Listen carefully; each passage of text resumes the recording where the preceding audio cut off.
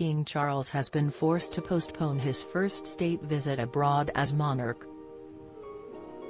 He was due to travel to France on Sunday with Camilla, Queen Consort, but the trip has been postponed amid violent protests across the country. The official visit will be rescheduled as soon as possible. The decision was made as protests announced there would be more demonstrations in France in response to President Emmanuel Macron's decision to raise the retirement age from 62 to 64 without a parliamentary vote. A government spokesperson said, the King and Queen Consort's state visit to France has been postponed. This decision was taken with the consent of all parties, after the President of France asked the British government to postpone the visit. Unions planned fresh protests and strikes on Tuesday when King Charles had been scheduled to visit Bordeaux on the second day of his trip to France.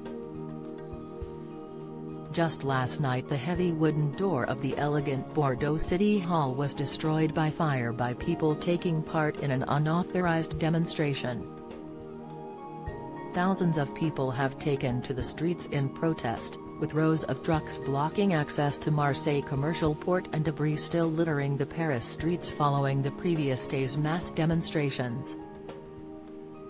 Over 450 protesters were arrested in the French capital and beyond on Thursday as some 300 demonstrations drew more than 1 million people nationwide to protest against the deeply unpopular pension reforms.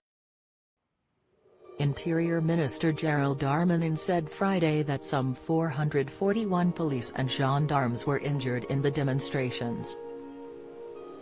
He added that 1,000 rubbish bins were set on fire in Paris during the previous day's action. Refuse collectors have been on strike for a week, with rubbish bins fast becoming a symbol of the protest. President Macron reforms will increase the retirement age from 62 to 64, which he says is necessary to keep the system afloat. More follows.